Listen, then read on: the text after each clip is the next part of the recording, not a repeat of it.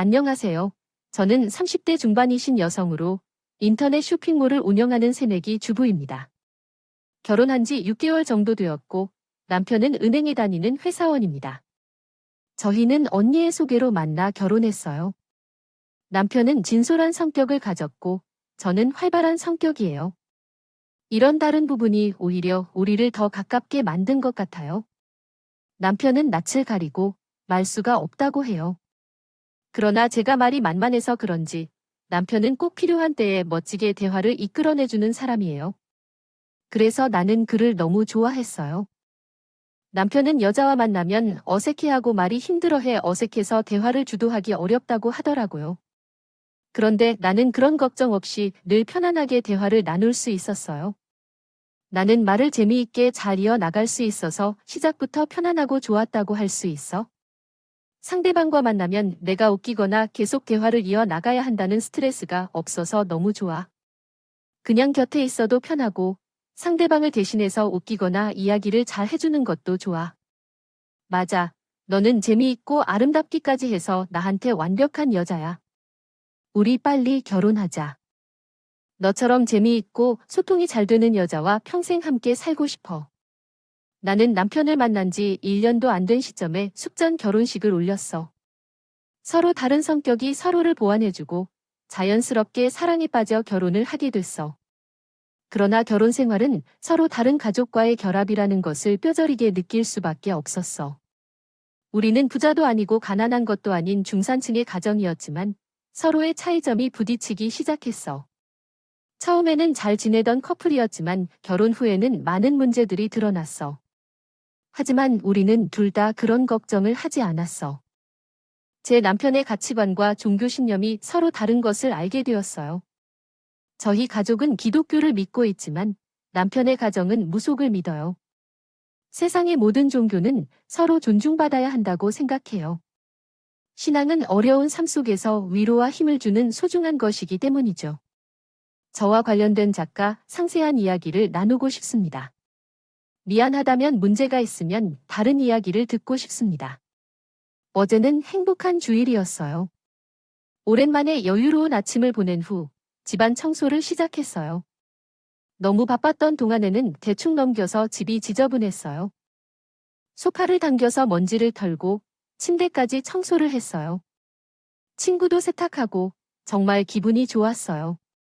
그런데 침대 시트 밑에 부적이 많이 붙어 있어서 놀랐어요. 남편을 깨워서 확인했더니 그것들은 다 내가 붙인 부적이 아니었어요. 그래도 너무 피곤한 남편은 잠이 들었고 나도 더 나아지고 싶지 않았어요. 그래도 남편이 최근에 일이 어려웠다는 것을 알고 나는 이야기를 하지 않았어요. 가만히 생각해보니 전날 맥주를 함께 한 것이 행복한 순간이었어요. 신우와 시어머니가 서로 눈치를 살피며 얘기를 나누고 있었습니다. 갑자기 시어머니가 새언니인 나를 불렀고 나는 술을 못 마시는데 오늘은 안 졸리다고 말했습니다. 전에는 소주 반 병만 마셔도 골아 들어가기 일쑤였는데 오늘은 좀 이상하다. 시어머니는 주말이니까 와서 미안하다고 하면서 장조림이나 잡채 같은 걸 만들어서 가지고 왔다고 했습니다. 어느새 피곤해진 나는 눈치를 살피며 시어머니에게 자러 가야 한다고 말했습니다. 시어머니는 내가 두 분이 계시니 빨리 자도 되냐며 일요일이라 차분히 지내라고 말했습니다. 시어머니의 남편은 다리를 다치셨는데 괜찮냐고 물었습니다. 시어머니는 거의 아무 상관없는 정도라고 했으며 요즘은 자동차로 픽업을 해주고 있어 안심하라고 했습니다. 나는 최근 운영하는 쇼핑몰이 잘 되고 있다고 했고 시어머니는 그런 성공이 다행이라고 했습니다. 오빠는 승진도 안 되고 자꾸 다쳐서 이상한데 시어머니는 그건 뭐라는지 몰라도 뭐라 하고 싶은 것인지 물었습니다. 나는 그건 쓸데없는 소리라며 마땅치 않은 말을 되풀이하며 중얼거렸습니다. 결혼 후 이상한 일이 계속 일어나자 이야기하는 사람이 낯선 사람에게 이상한 말을 듣고 입맞추지 못했던 경험을 공유했다. 그날 저녁에 맥주를 마신 후 늦게 들어가 추월하려는데 어쩌다 신우의 시어머니가 부적을 붙인 것을 발견하고 침대 옆에는 큰 손톱깎이가 놓여 있어 깜짝 놀랐다. 이에 신우에게 전화를 걸어 어머니가 부적을 붙였을 수도 있다고 물어봤고 결국 신우와 대화를 나누었다. 상해에서 왔다는 당신. 결혼 전까지 매년 취성이 오면서 그 살을 누르며 지내왔다. 그러나 너와 내 남편의 사주를 보니 내 기운이 남편의 상에 살을 더욱 빛낼 것으로 예언되었다. 결혼 천일만 되면 넘어지고 다치는 일이 자주 일어날 것이며 더 큰 문제는 내가 물의 기운이 강해 불의 기운을 제어하는데 어려움을 겪을 것이라는 것이다. 결혼 후 승진 시험에서 좋은 성적을 거두던 내가 자꾸 실패할 것 같다고 이상한 예언을 듣고 걱정하지 않아도 된다. 너의 노력이 결실을 맺을 것이며 어떻게든 지나친 성급한 승진 역시 회사에서 문제를 일으킬 수 있다. 직장인들은 가늘고 길게 천천히 발전하는 것을 더 선호하는 추세이니 결혼 후 조심스럽게 나아가길 바라면서 내가 결혼 후 성공하고 있다는 점을 기억해야 한다. 결혼 후엔 운수가 좋아지고 갑상선 문제까지 해결되었다는데 한번 생각해보면 내가 일방적으로 일을 처리하는 것이 아닌가 생각해 볼 필요가 있다. 아침이 왔을 때 찬일 씨가 야식을 준비해주니 결혼 후 5kg가 찌른다는 생각은 안 하세요? 결혼 후 쇼핑몰 사업을 하며 생계를 꾸미느라 저는 오히려 살이 빠졌고요. 어쨌든 아주 많은 집을 돌며 내가 아닌 이야기를 듣고 와서 그런 말을 하는 게 아니니까 너도 가능한 한 부적을 건드리지 말고 잘 두세요. 내가 소형식 구화까지 비싼 돈을 써가며 그런 부적을 사다가 붙일 테니까. 어머니, 차라리 프라이어 조날 명산을 내시는 게 어때요? 그 쓸쓸한 곳에 돈을 쓰시게요. 우리 가정은 독거른 신앙인데 그런 부적들을 집에 붙일 수 없다는 걸 잘 아시지 않나요? 어머, 아이고, 너 이런 거 좀 보라고. 그걸 붙이면 안 되는 법도 있어. 아이고, 우리 목사님 옷장 뒤나 침대 아래에 몰래 붙인 부적을 내가 말하지 않으면 알 수가 없잖아. 남편 좋은 일이라는데 넌 그 정도 이해심도 없어. 어쨌든 결혼이 잘 되려면 찬일 씨도 그 부적을 붙이면 흉흉한 일이 생길 것이니 내가 기발한 일만 잘하세요. 그 부적이 한두 푼짜리가 아니니까 결코 뗄 생각 없이 이해했니? 예에 있는 어머니는 소신을 표명하고 전화를 끊으십니다. 그래서 더 할 말이 없어서 그만둘 결심했어요. 하지만 생각해보니 머리가 아프기 시작했어. 종교적 차이로 미래에 아무것도 아닌 일에 부딪혀야 할 것 같아 스트레스가 쌓이네요. 이런 차이를 극복하고 부적이 대왕 손톱을 깎는 황당한 상황을 어떻게 받아들여야 하는지 결정하기가 어려웠습니다. 그러나 그 후에 신에게 물을 꼭 그러니까 대왕의 손톱을 깎기 위해 침대 옆에 놓은 이유가 무엇인지 물어봤을 때 돌아오는 대답은 정말 가관했습니다. 새언니가 말했습니다. 이 손톱깎이는 일반적인 것이 아니라 장군신의 영적 축복이 담긴 것입니다. 부부가 자는 곳에 두면 너무 승리하는 기운을 끊어줘서 좋은 운세가 계속 이어질 수 있답니다. 이 무당의 영적인 힘은 아무나 가질 수 없습니다. 우리 어머니가 정성을 다해 받아온 것이므로 버리지 말고 신중히 다루어야 합니다. 신우는 과학적인 이유로 이를 의심하려 했지만 막상 결정하지 못했습니다. 어떤 대응을 해야 할지 막막하고 실망스럽기만 했습니다. 하지만 시간이 지나면 남편의 상황도 좋아질 것이다 생각되어 평온함을 유지하려고 했습니다. 그러나 문제는 끝나지 않고 혼란스러운 상황 속으로 빠지게 되었습니다. 신우이와 시어머니의 이상한 행동이 잠잠해졌던 중 남편이 교통사고를 당했습니다. 심각한 부상은 없었지만 퇴근길에 횡단보도를 건너던 중 배달 오토바이에 가볍게 치여 팔에 깁스를 하게 되었습니다. 이 소식을 듣고 시어머니와 시누이는 집에 찾아와서 난리가 났습니다. 시어머니는 손톱깎이를 부적으로 돌려버렸는지 묻고 집안의 각종 물건을 살펴보며 부적을 찾았습니다. 시누이는 남편이 다치는 것을 자책하지만 시어머니는 미워하지 않는다는 생각을 밝혀냅니다. 계룡상사 이도룡이하고 요즘을 찐말 신기한 일이 있었어. 무당이 한 명이라도 하늘을 찌르는 용암을 우리가 만나게 됐어요. 그분이 내가 넘 기운이 센지라 좋은 기운을 다 따와 묵으면 일리가 잡혀먹혀 죽기도 할 거라 그렇게 말씀하시더라고. 그래서 우린 천하의 삿대마는 엄마가 말은 조급 없이 좀 이해할 거면 수긍도 할 거라. 응.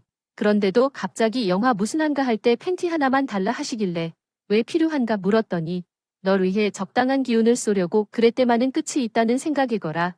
그건 될 수 없을 것 같다 하고 거절을 드러내줬어. 그저 아무리 희귀하더라도 신앙이가 근본인 제가 폭력적인 건 받아들이기 힘든 판에 우리를 보내다가요. 그러나 여전히 장난치듯 너무 한 번에 충격적인 사건이 발생하고 말았어요. 남편을 통해 비밀번호를 털어내는 꼼수만 나봐서 아이고 2살 반구가 밤에 횟밥에 가는 소리에 깨더니요. 무작정 제가 이렇게 크게 소리쳤지요. 정말 놀랍고 불안한 생각이 들어서 조용히 나라면서 침대에서 일어섰어요. 어디선가 거실 쪽에서 사람의 존재를 느낄 수 있었는데요. 그래서 몰래 발걸음을 따라가 복도에서 약간의 안으로 밀고 나서 안방 문을 열어보니 놀랍게도 시어머니와 며느리가 베란다에서 속옷을 훔치고 있더라고요. 정말 어이가 없어서 퀴웃음이 터져버렸어요. 그래서 몰래 그들에게 다가가서 고양이처럼 차를 눌러 외쳤어요. 도둑이야, 도둑이야. 도둑이 들어왔어요. 경찰을 불러주세요. 그러자 시어머니가 나에게 말했어요. 도둑이 아니야. 그만해. 당신 지금 무슨 소리를 지르고 있죠? 이런 방식으로 계속 소리쳐서 심호를 농담했는데 마침내 팬티를 빼앗았는데요. 정말 충격적인 순간이었어요. 그런데 그들은 결국 나를 농담으로 여겼어요. 아이고, 참나요. 그래서 저도 결국은 적당히 돌아갈 수밖에 없었죠. 이렇게 지연되어 버린 것 같아요. 당신은 너무나 뻔뻔해서 제 팬티 한 장을 가방에 넣고 집 밖으로 훌쩍 빠져나가려던 신우입니다. 저는 어머니라며 신우를 쫓았지만 결국 제 팬티를 되찾지 못했습니다. 그 팬티는 제 결혼식에서 입을 속옷으로 구매한 아주 값비싼 실크 속옷이었는데 정말 손빨래까지 해서 아껴 입었던 속옷이었습니다. 매우 열받고 화가 치밀었습니다. 더욱 충격적인 일은 신우와 떠난 뒤 욕실에서 머리카락이 4cm 이상 잘려나갔다는 사실을 발견했습니다. 제 머리카락이 끝부분이 이렇게 잘려있는 걸 보고 바로 가위를 확인했고 신우와 어머니가 제 머리카락을 자른 증거를 찾았습니다. 저는 신우에게 전화를 걸어 물었지만 그들은 제 아군을 가져가려고 팬티와 머리카락을 훔친 것이며 무당이 주문을 외면해 태우는 과정을 진행하고 있다고 대답했습니다. 얼마 지나지 않아서 남편 건강이 좋아지고 군대에서 물러나기도 했다. 그러던 어느 날 나는 더 이상 이런 상황을 참지 못하겠다고 결심하고 다음 날 아침 일어나자마자 남편과 시아버지에게 전화를 걸어 상황을 설명했다. 남편은 미안해하며 집의 비밀번호를 변경하고 비밀번호를 더 이상 공유하지 않겠다고 약속했다. 시아버지는 이 일이 중요하지 않다면서 당신의 잘못된 습관을 고치지 않으면 앞으로 더 큰 문제가 생길 것을 우려한다. 어떻게 하면 이런 믿음을 없앨 수 있을까? 지금 신부와 함께한 지 얼마 안 된 것 같다. 그래도 엄마와 시어머니가 함께 있다. 주말이라 그런지 둘 다 집에 있을 것이다. 그런 이유로 엄마가 나와 시아버지를 문제 삼는 것을 피해야 한다. 나는 분명하게 설명했는데도 엄마가 더 이상 문제를 일으키려 한다. 엄마가 곤란한 상황에 처하게 할 것 같다. 종교적인 신념을 고수해야 하는 우리는 마지막으로 자체의 신념을 지켜야 한다고 생각한다. 만약 시아버지와 시아버지가 잇따라 충분히 교화가 된다면 현저히 찾아가 강해지기도 할 것이다. 안수기도 교회라면 즐겁다고 그런 기도는 또 부정탄다고 완전 즐거 마실 텐데요. 그 맹추. 그러니까 찾아가서 더 해드리자는 거지.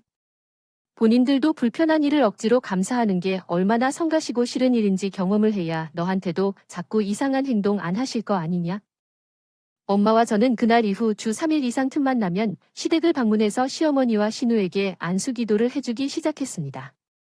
아니, 이제 사님께서 저희 집에는 어쩐 일로 오셨어요? 다름이 아니라 저희 딸 때문에 자꾸 우리 사위한테 안 좋은 일이 생긴다고 하셔서요. 괜히 기가 센 며느리 때문에 이대 귀한 아들내미 육체에 자꾸 불미스러운 일이 생겼어야 되겠습니까? 저도 너무 걱정이 되고 그래서 그군이 없어질 때까지 사전댁에 직접 방문해서 안수기도 해드리라고 왔습니다. 네, 안수기도라. 저희는 그렇게 2가지 방식의 기도를 드리지 않아요. 저와 저희 딸이 저희들 방식으로 정성을 들이고 있으니 사돈 어르신까지 나서서 굳이 이러지 않으셔도 아닙니다. 저희 딸 때문에 이대가 아드님이 자꾸 다치고 일이 안 풀린다는데 장모된 입장에서 방관할 수 없습니다. 제 정성과 성의를 제발 무시하지 말아주세요. 사돈 어른 그렇게 말하시면서 엄마는 시어머니와 신우에게 번갈아가며 열렬하게 안수기도를 드리기 시작했습니다. 저 역시 엄마 옆에서 무릎을 꿇고 열심히 엄마의 안수기도를 옆에서. 노트. 더 텍스트 프로바이디드 이즈 에이 믹스 오브 커리언 앤드 비에트너미즈. Please let me know if you need a translation solely in Korean. 내 사위 김찬은 복 있게 하시고 저희 딸의 승한 기운이 더 이상 사위 김찬일의 기운을 누르지 않도록 도와주소서. 저희가 여신을 사랑하는 마음으로 시아가시어 있으뇨. 주님을 사랑하는 마음으로 군을 두려워하는 마음으로 보호하시고 굳건하고 밝은 마음으로 선한 일만 일어날 거리요 성령을 심어주시고 주님은 항상 이대 가족을 사랑과 영성의 힘으로 돌봐주시기를 정성스레 바라옵니다. 주님아, 사돈대 식구들도 다 주의 소중한 하인으로 삼아주시고 축복하여 주시옵소서. 예수님의 이름으로 축원합니다. 부디 축복해 주옵소서. 저는 애써 웃음을 참으며 엄마의 안수 기도에 참여했어요. 그 후로도 엄마와 함께 시댁을 방문해 안수 기도를 드리곤 했습니다. 언제나 사부인이 되었다고 말했는데도 불구하고 다시 오시더군요. 저번에 우리 딸이 기운이 세서 사위가 거의 넘어질 뻔했다며 그게 맞다니까요. 그래서 돈 낭비하지 말라며 저가 나쁜 기운을 떨쳐주도록 예수님에게 기도하러 왔다고 해요. 아무리 기도와 정성을 다해도 사돈이 저의 파김치를 만들어낸다며 부탁드려요. 사탄아, 물러가라. 예수님, 우리를 보호해 주세요. 걷고 싶지만 사도는 계속 나를 예수님의 사람으로 불러요. 부디 집에 가세요. 사도, 안수기도는 정말 힘들어. 부디 예수님, 우리 가족을 지켜주시고 보호해 주십시오. 부디. 제 아들, 사탄의 권능에 물들지 말고 주님의 손으로 인도해 주시어 언제나 번영하고 건강하며 사고에서 지켜주시고 직장에서 승진도 잘 되게 해주시고 부인을 통해 하나님의 영광을 나타나게 하는 것을 축원합니다. 저희 가족이 항상 강건하게 하여 예수님의 이름으로 축원드립니다. 그런데 엄마와 함께 안수기도를 드리면 시어머니와 신부는 불안해하며 흔들리고 엄마는 그것을 받아들일 수 없다고 합니다. 열성적으로 기도하며 참는 엄마를 시어머니는 붙잡아 부탁하고 있습니다. 안수기도를 그만두라고 부탁하고 싶어 하는데 제발 그만 오시라고 말씀드립니다. 부디 청 좀 드립니다. 듣고 싶은 이야기가 있으시다면 말씀해 주세요. 계룡상사 이대에서는 그에게 갖다 바친 돈이 수천만 원에 이른다는 것이다. 그 많은 돈을 왜 그런 무당에게 바친 것이며 여쭤보니 그렇게 구수하고 부적을 쓰고 무당이 시키는 대로 하지 않으면 남편에게 큰 내군이 끼칠 것이며 올해를 넘기지 못하고 남편이 세상을 하직할 것이라고 했다. 그런 말도 안 되는 말을 믿고 그렇게 큰 돈을 바친 것이냐고 물으니 시댁과 관련된 지극히 사적인 내력과 집안 이력을 말해주지 않았는데 그 무당이 척척 맞췄다. 일주일에 이틀 정도는 서울로 와서 점을 친다는 그 무당의 집을 엄마와 단둘이 찾아갔다. 무당 집에 들어가서 나는 처음부터 화를 내지도 않고 그저 점을 받아온 사람처럼 행동했다. 남편과 나의 사주를 말하고 잘 살 것 같냐고 100년 살 것이냐고 뻔한 질문들을 던졌다. 사주를 풀고 접신을 해보니 남자 기운이 너무 세서 여자를 차아먹는 팔자이며 결혼한 뒤에도 자꾸 다치고 하는 일이 잘 안 된다고 한다. 여자분은 결혼을 잘못했다고 나오며 그 기운 센 남편과 살다가는 여자가 그 남자 기운에 눌려 삶을 잃을 것이라고 했다. 그럼 대체 어떻게 해야 할까? 곧 고수를 해야 한다고 했다. 고인 조상의 업을 푸는 진옥이 곧부터 시작해서 남편의 기운을 꺾어주는 굿을 해야 하며 부족도 써야 한다고 했다. 내가 권하는 길대로 가는 것을 도와주는 손톱깎이도 필요하다고 했다.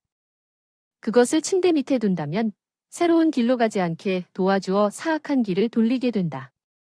이런 사람들은 사기꾼과 같다고 말했다. 사치한 남편 때문에 고생하는 아내가 그거야? 남편이 뭘 해도 안 된다며 시누이에게 불평을 했단 얘기를 들었대. 그러더니 이번에는 남편이 너무 강하다며 자신이 눌려 숨을 쉴 수 없다고 한다고 해. 여자 어쩔 줄 모르겠어.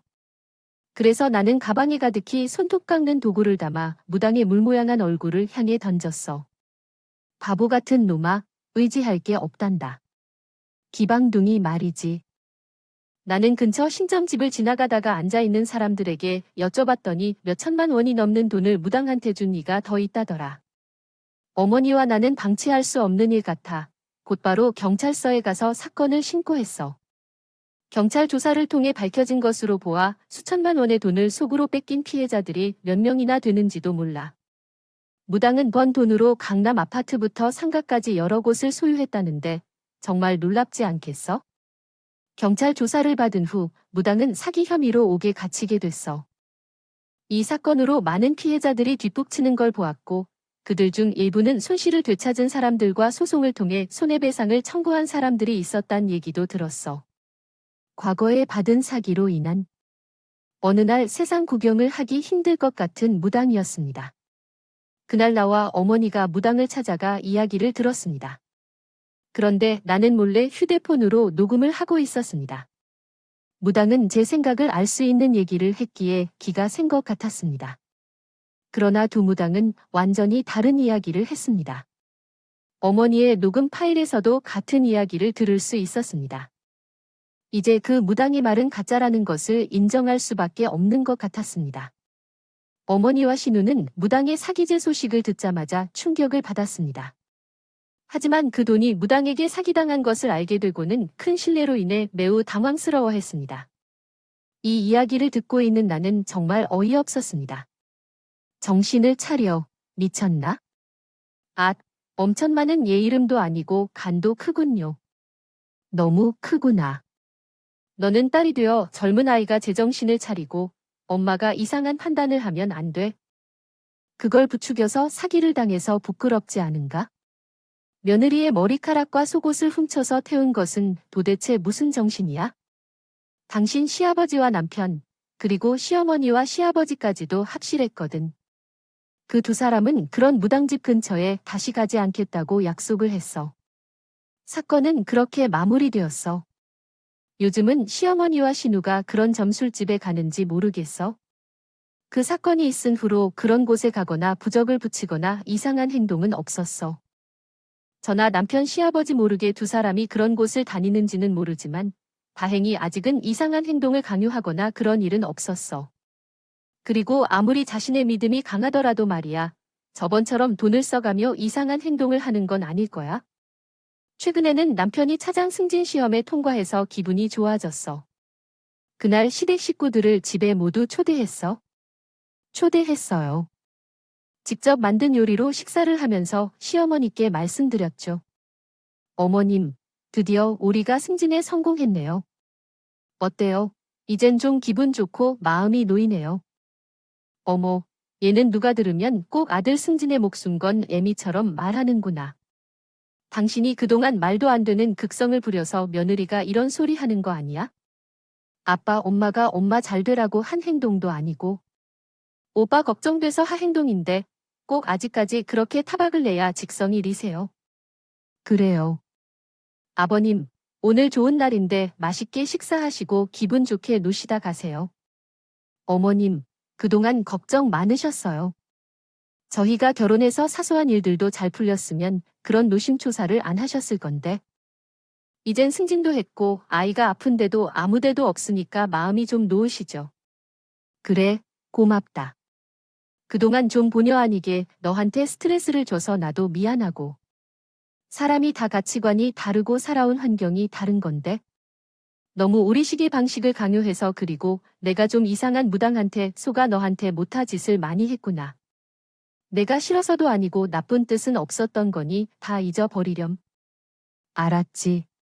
대신 어머님하고 아가씨도 앞으로 그런 이상한 점 집에는 다니시지 않는 겁니다.